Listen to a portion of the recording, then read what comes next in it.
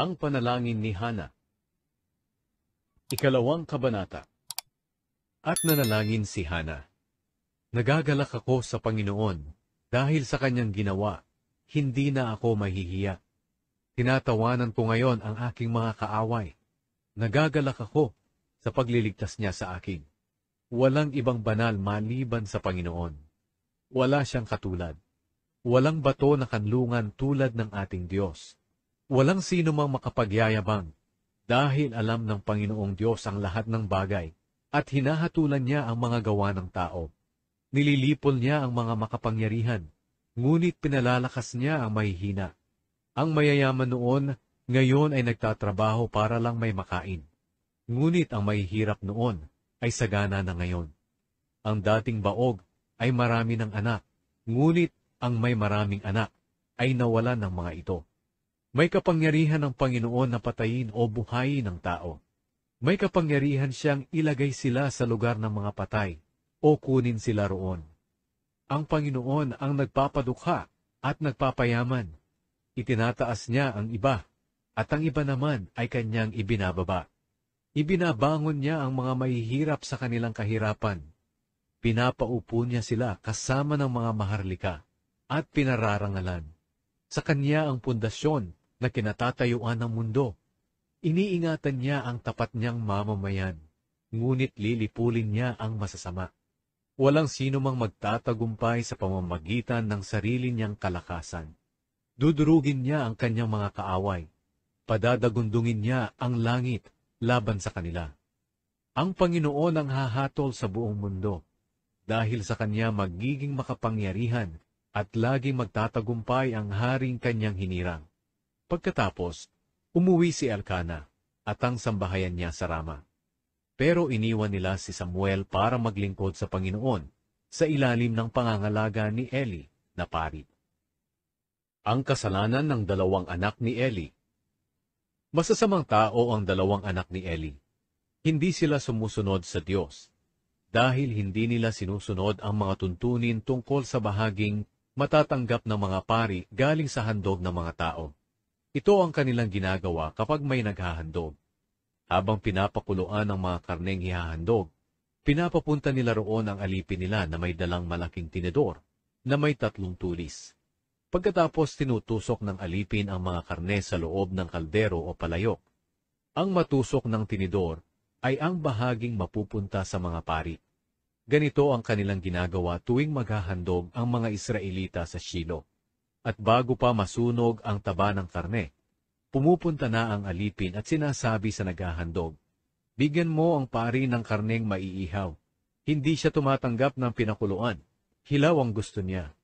Kapag sinabi ng naghahandog na hintayin munang maihandog ang taba ng karne bago siya kumuha ng gusto niya, sasagot ang alipin, "Hindi maaari. Kailangan ngayon mo ibigay dahil kung hindi, aagawin ko iyan sa iyo." Malaking kasalanan sa paningin ng Panginoon ang ginagawa ng mga anak ni Eli, dahil hindi nila iginagalang ang handog para sa Panginoon. Samantala, patuloy na naglilingkod sa Panginoon ang batang si Samuel. Suot-suot niya ang espesyal na damit na gawa sa telang linen. Taon-taon iginagawa ni Hana ng balabal si Samuel, at dinadala niya ito kay Samuel sa tuwing maghahandog sila ng asawa niya ng taunang handog.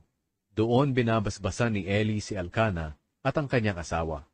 Sinasabi niya kay Elkana, "Sana'y bigyan ka ng Panginoon ng mga anak sa babaeng ito, kapalit ng kanyang hiningi at inihandog sa Panginoon."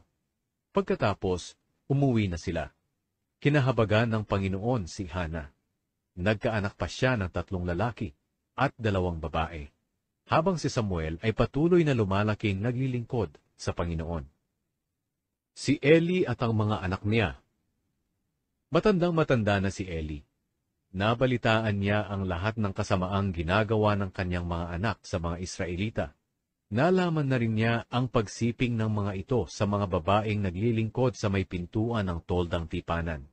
Kaya sinabihan niya ang mga ito, "Nabalitaan ko sa mga tao ang lahat ng kasamaang ginagawa ninyo. Bakit ninyo ginagawa ang mga bagay na ito? Mga anak, tigilan na ninyo ito.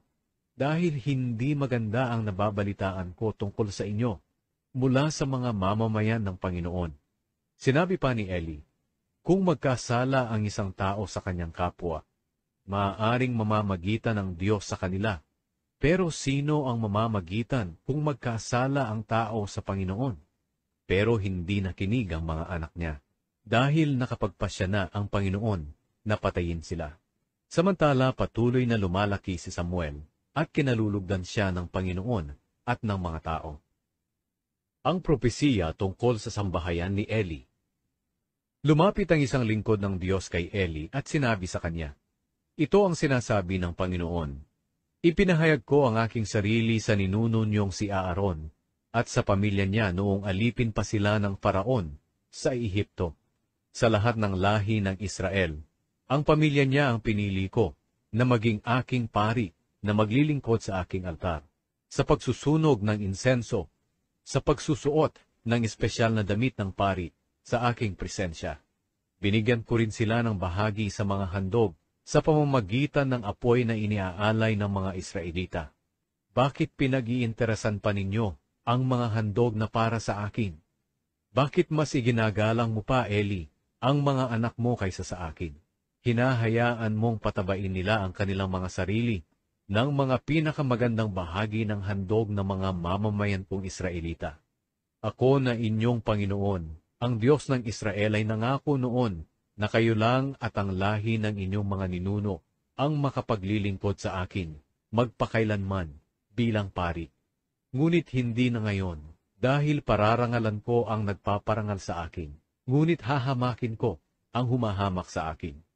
Tandaan ninyo ito, darating ang panahon na lilipulin ko ang lahat ng kabataan sa inyo at sa iba pang lahi ng inyong mga ninuno. Magdurusa kayo at hindi ninyo mararanasan ang kasaganaang ibibigay ko sa Israel. Magiging maikli ang inyong buhay. Hindi ko aalisin ang iba sa inyo sa paglilingkod sa akin bilang pari, pero dadanas sila ng matinding pagdurusa, at hindi sila mabubuhay ng matagal. At bilang tanda sa iyo, na mangyayari ang mga bagay na ito, mamamatay ng sabay ang 2 mong anak na sina Hofni at Finehas sa isang araw lang. Pipili ako ng pari na matapat sa akin at susunod sa aking kalooban. Bibigyan ko siya ng mga angkan na maglilingkod sa aking piniling hari magpakailanman. Lahat ng matitira sa mga angkan mo ay mamamalimos ng pera o pagkain sa mga angkan ng paring ito. Magmamakaawa sila na gawing alipin man lang ng mga pari para makakain lang sila.